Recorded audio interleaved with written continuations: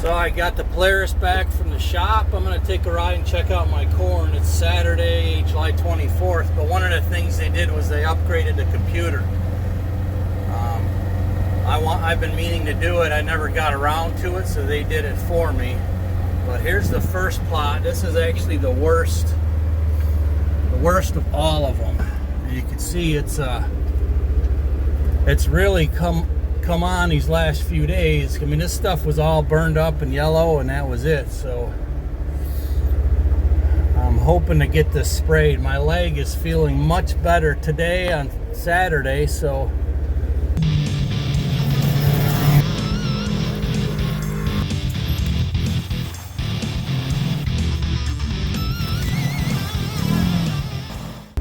I'm still got to take it easy, but it's feeling really good. So let's go check out some more corn that I know is going to be bigger. Must be just better dirt over there, so let's take a ride.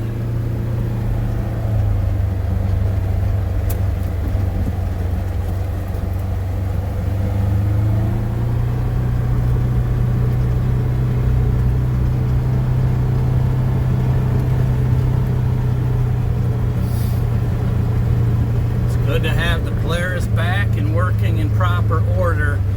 There was a couple recall items that they did. Here, this is just another strip of overflow corn.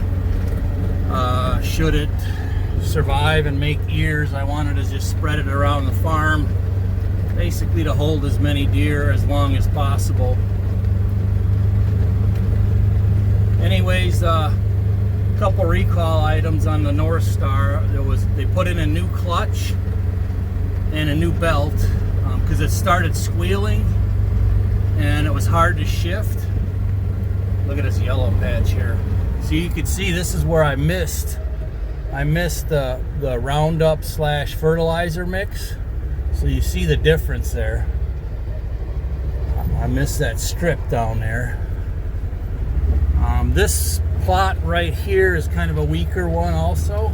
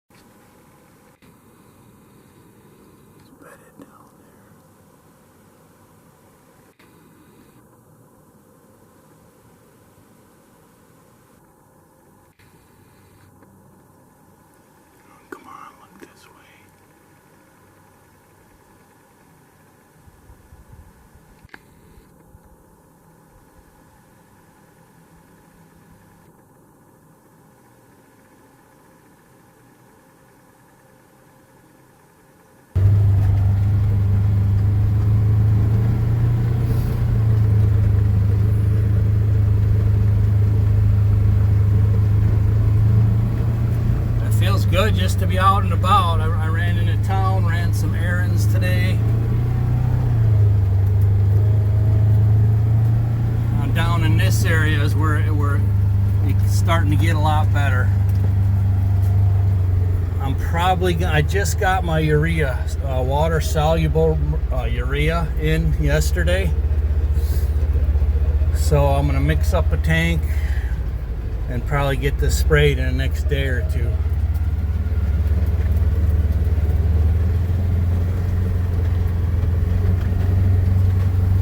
Clover plots are all doing really well this year. Thanks to Curtis helping me out this spring with the first spray that got me in the right direction. So, I mean, you can see some of these, they're already eating off.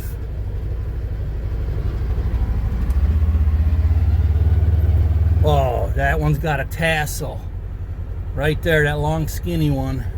That's what I was afraid of. If they tassel when they're too short, the deer can reach them a lot easier.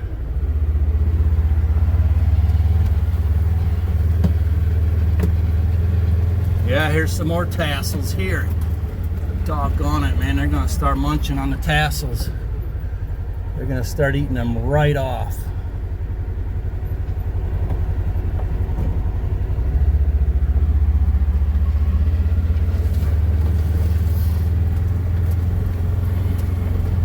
Matter of fact, I'm looking at a lot of these and they are already eating right off. So they may have already, like that one's eaten, that one's eaten, that one's eaten. There, it looks like you could see the ear of corn starting to grow, and then boom, they ate the tassel, so now it's not going to grow. That one's eaten. Yeah, they're already after these tassels, man. I'm still gonna spray them again though, try and give them one last boost with that urea. Yeah, these are all eaten here. So all these eaten ones, they'll never make corn.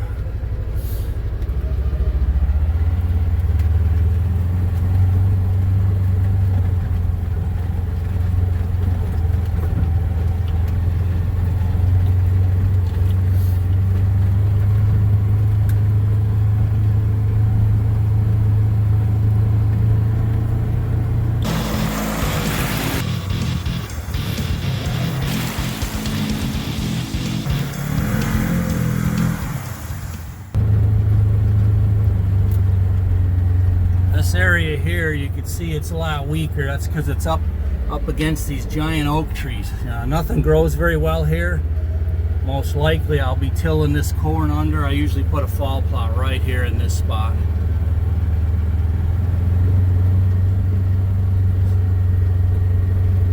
Shoot over to the other side of the farm. So one other thing I've been looking at while I was down is improving our business. So I'm looking at this Imperial flatbed trailer, and I'm working on a deal with them, hoping to maybe come to a consensus on cost and trade-in and maybe some collaboration for the channel, because this is a locally made trailers and it's going to work a lot better for my situation. So if I make it happen, I'll put all the details and why I picked this particular one. So let's keep going on the tour. I should have thought of that a little while ago with that dirty windshield.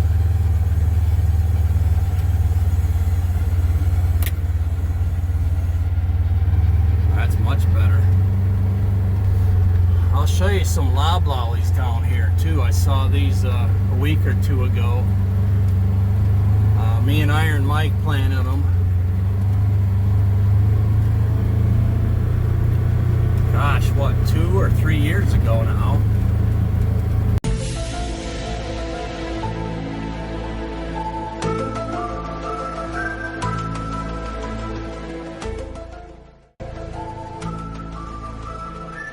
One and a half, 2 acre spot there.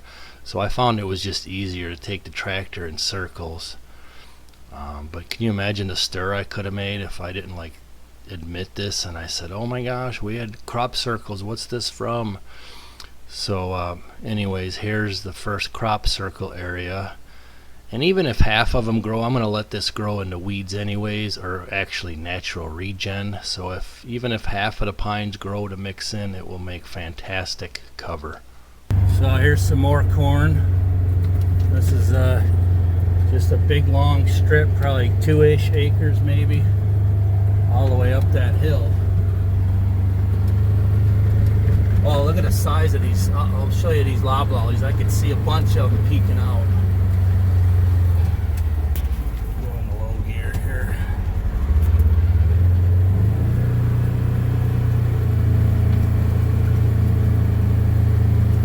So this is a loblolly planting here and a natural regen mix. But here you could see some of the loblollies here. These here are 5. Yeah, that's a 5-footer, maybe even a 6-footer.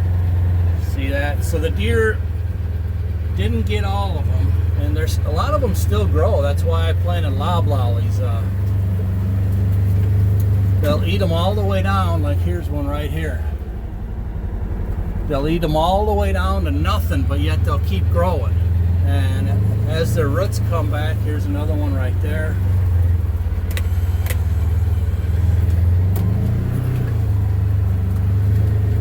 Look at this beauty right here. As their roots keep growing, here's a pair of them. I'm going to go right through the middle of them. That's a beauty right there. So I think we have successfully added another pine species to the property, which was really missing. Look at this one. Oh, look at these. Oh boy, look at these. These are 6-footers plus right here.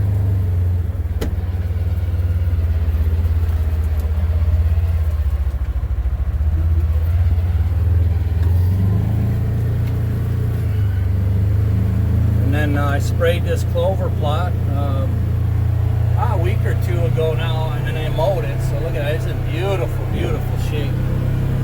Beautiful shape.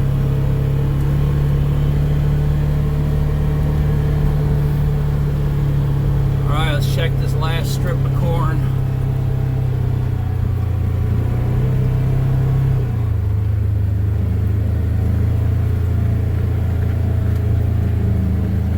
So this half here, the bare half, it was planted in beans, and there are some beans coming up.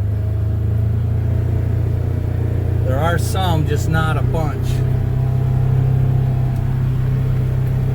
And I could see the milo. I planted milo over there. You could see all that milo sticking up. So that's got a pretty good start. We got plenty of months of growing season left. I'll probably hit those with urea as well. They like that urea just like corn.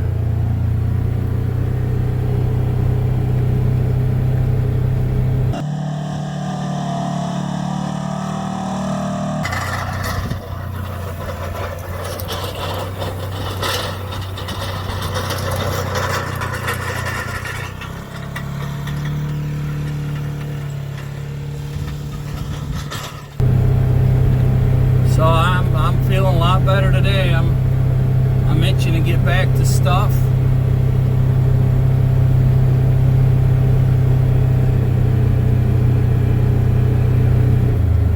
It's looking good, but there again, some of these tops are eating.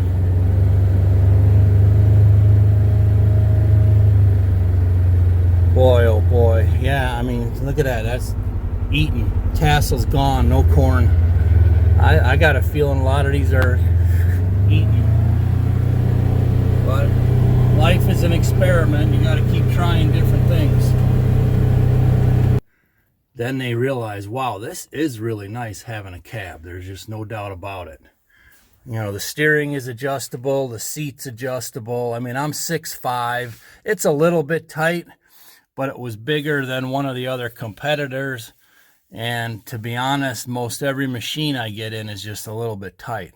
Oh boy, let me look at this one first. I came across it once, but I'm not sure if I want to do it again. All right, I'll head back up. I appreciate you guys joining me. Best wishes to all you guys out there, and prayers for my neighbor here in Illinois. He's down with COVID, out with pneumonia right now. Kevin.